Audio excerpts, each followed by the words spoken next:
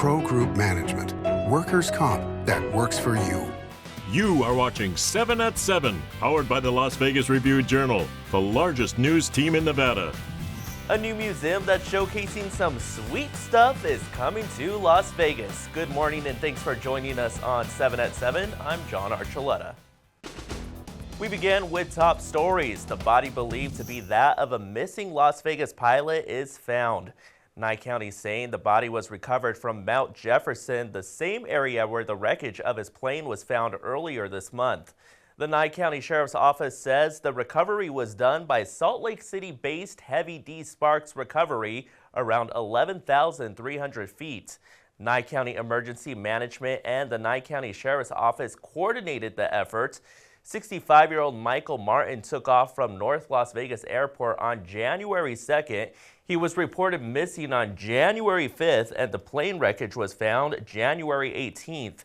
The Clark County Coroner's Office will release the person's identity. A trial date is set for May 26, 2026 in the wrongful death lawsuit filed against the Las Vegas Athletic Club after a woman drowned in one of its pools. 58-year-old Leticia Triplett drowned at LVAC's North Decatur location in February, and her family filed the lawsuit claiming the gym was negligent and should be held financially responsible.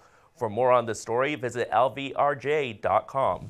Nevada Attorney General Aaron Ford joining more than 20 state attorneys general to file a lawsuit over a Trump administration funding pause. According to a news release, the lawsuit is against the administration's attempt to freeze federal grants and loans. The policy was temporarily paused by a federal judge. AG Ford says it would immediately jeopardize state programs that provide for families in need, support public schools, and provide disaster relief. Officials in Trump's administration say the pause is designed to evaluate whether grants and loans are in line with Trump's executive orders. The lawsuit was filed in Rhode Island. In weather, sponsored by Star Nursery, your garden's partner for every bloomin' thing. A chilly start to your hump day with morning temps in the 30s and 40s, but as the day goes on, we should reach a high near 59 degrees. But once the sun goes down, things start to cool down once again, hitting an overnight low of 34. Looking ahead to the rest of the week, pretty much sunny skies and those daytime temps staying in the 60s and even hitting the 70s early next week, and those overnight lows ranging in the 30s and 40s. In your lifestyle news, an enormous ice cream museum is coming to Area 15 in 2026. The museum will encompass 30,000 square feet and will make all of your sweet dreams come true. It will have an ice cream buffet, an ice cream wedding cake chapel, a pool filled with sprinkles, and ice cream themed hotel suites for starters. The CEO says she wants it to balance family experiences by day and become a global nightlife destination. Business brought to you by G-Bank, your best banking experience ever. The sites of two former casinos are now being developed for housing, commercial space, and an athletic complex. Agora Realty and Management held a ceremonial groundbreaking Tuesday for its first phase of Hyo Park at Rancho Drive and Lake Mead Boulevard. It's on the site where Texas Station and Fiesta Rancho once stood before being demolished. The developer is starting on an 11-acre portion that will have a shopping center with eateries, retail space, and a grocery store. Overall, Hyo Park is designed to span 73 acres, and the roughly 90,000 square foot plaza is slated to open by the end of the year. Property records show Agora bought the properties for $58 million combined. Now for a sports update brought to you by PT's Taverns. With over 65 locations, there's a PT's near you. Visit ptstaverns.com.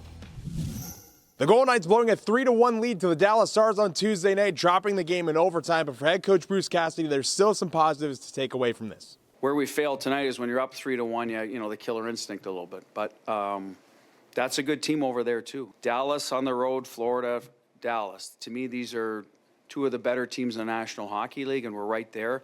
And that's a positive, and that's encouraging. Now, next up for Vegas, they host the Columbus Blue Jackets on Thursday. Health brought to you by Centerwell Senior Primary Care. Discover primary care focused on you. A lot of people turn to veggie burgers for a healthier option, but do you really know what's in it?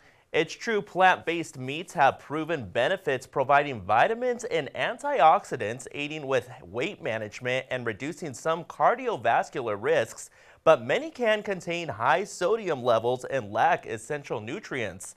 Some can also contain unhealthy artificial ingredients, fillers, and excessive fats. Health experts say the best thing to do before you take that first bite is to read the ingredients. Sports betting brought to you by the Las Vegas Paiute Tribal Smoke and Cigar Shop. A few of the classic Super Bowl prop bets are posted at Caesars Sportsbook, such as will the game go to overtime? The yes pays 10-1 while the no is minus 2,000. Last year's game at Allegiant Stadium was the second Super Bowl to go to OT. Will there be a safety in the game has the no as a minus 2,000 favorite, with the yes paying off 10-1. The Eagles and Chiefs are each listed at minus 105 to win the opening coin toss. Vegas Nation brought to you by Station Casinos, STN Sports. Download the app today. Now that the Raiders have their head coach and general manager in place, John Spytek says he'll lean on Pete Carroll when it comes to selecting who the next coordinators of the team will be.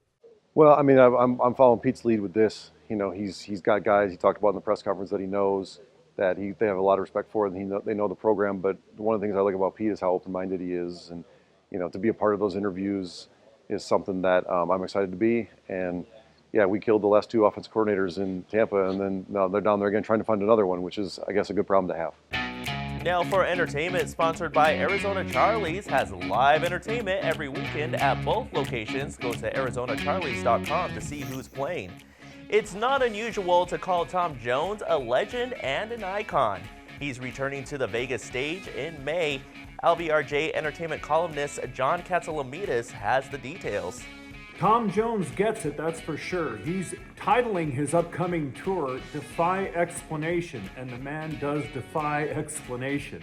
He's coming back to Encore Theater at Wynn Las Vegas on May 14th, 16th, and 17th. He's 84 years old. He's a little rickety. He doesn't move as well as he used to, not nearly, but he still has that great voice and command of the stage. He can still tell a great Elvis story, too. We're going to be back when he's back. Well, thanks for watching 7 at 7, and be sure to hit that subscribe button to get alerts when we post breaking news in our 7 at 7 newscast. You can also watch us on other platforms like Apple TV, Roku, and Fire TV. We'll see you here tonight for more 7 at 7. Review Journal Studio, sponsored by Knockby Injury Law. This 7 at 7 update, sponsored by Pro Group Management. You're watching 7 at 7 from the Las Vegas Review Journal.